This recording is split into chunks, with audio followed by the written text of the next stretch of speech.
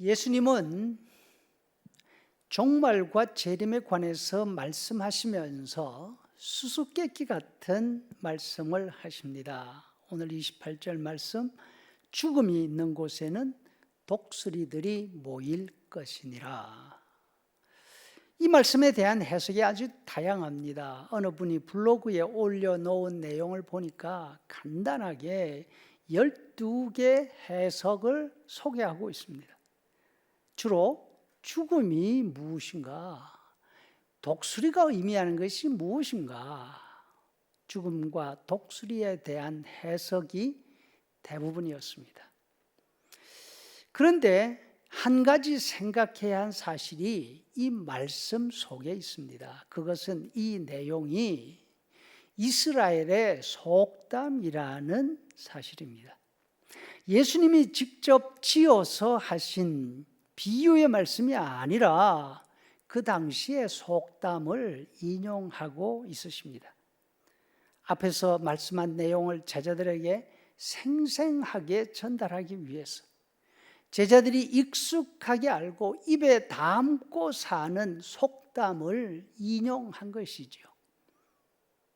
속담을 말하면서 그 속담 속에 들어있는 단어 하나하나에 의미를 부여해서 해석하는 사람 없습니다. 예를 들어 콩 심은 데 콩 나고 팥 심은 데 팥 난다.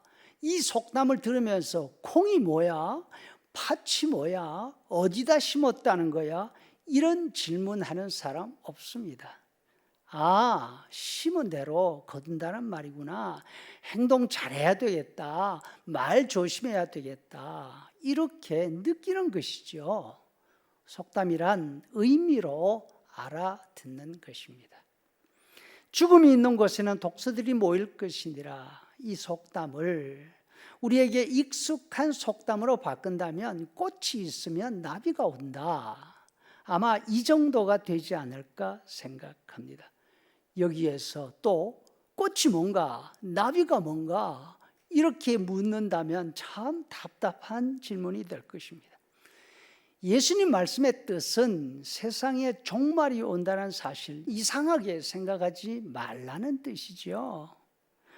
예수님이 세상 종말, 특히 예루살렘의 멸망에 관해서 말씀하실 때 제자들이 깜짝 놀랐습니다. 예수님께 질문합니다. 진짜요? 정말로? 언제요? 그럼 어떤 예고가 있을까요? 예수님이 말씀하십니다. 세상 종말, 너희들 그렇게 놀랄 일 아니야. 너무나 당연하고 자연스러운 일이야. 굳이 예수님 말씀이 아니라 하더라도 세상 사람들 대부분이 종말에 대한 생각을 가지고 있지 않습니까? 그래서 흔히 하는 말이 세상 말세야. 어떻게 이런 일이 있을 수 있어? 합니다. 예수님 말씀 가운데 주목해야 할 점이 있습니다. 그것은 종말이 있다, 종말이 온다, 그 사실이 아닙니다. 세상의 종말이 예수님의 재림과 연관되어 있다는 사실입니다. 30절 말씀, 그때의 인자의 징조가 하늘에서 보이겠고 땅의 모든 족속들이 인자가 구름을 타고 능력과 큰 영광으로 오는 것을 보리라 하십니다. 세상 사람들은 세상 종말을 이야기하면서 여러 가지 원인을 집어서 예상합니다. 원폭, 환경 파괴, 인공지능 발달 등.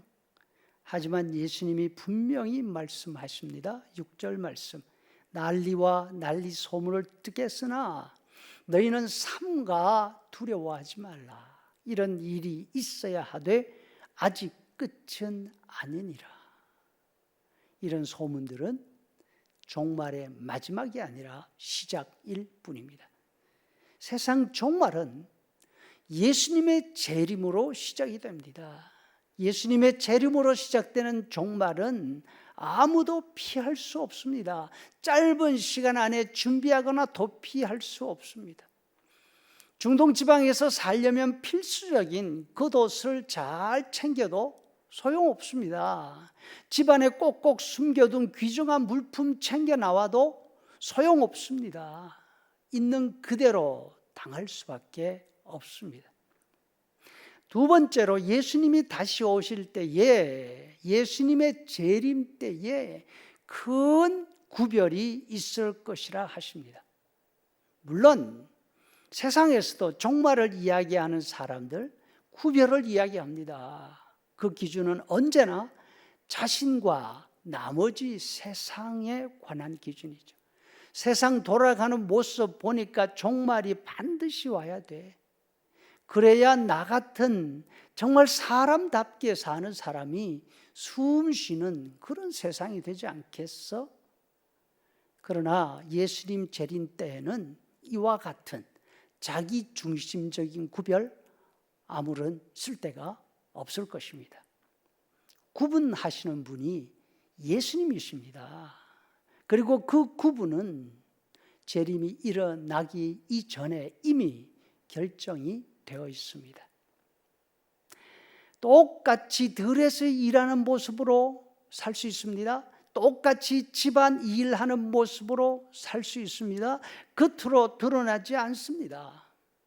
그러나 우리들 가운데는 이미 구별이 있습니다. 예수님의 재림을 준비하고 사는 사람들이 있습니다. 아무런 생각 없이 사는 사람들이 있습니다. 예수님은 어떤 마음이 재림을 준비하고 있는 것인지 이미 여러 곳에서 우리가 충분히 알아들을 수 있을 만큼 이야기해 주고 있으십니다. 반복해서 말씀하셨습니다. 25장 13절 말씀에도 보니까 그런즉 깨어 있으라 너희는 그날과 그 때를 알지 못하느니라.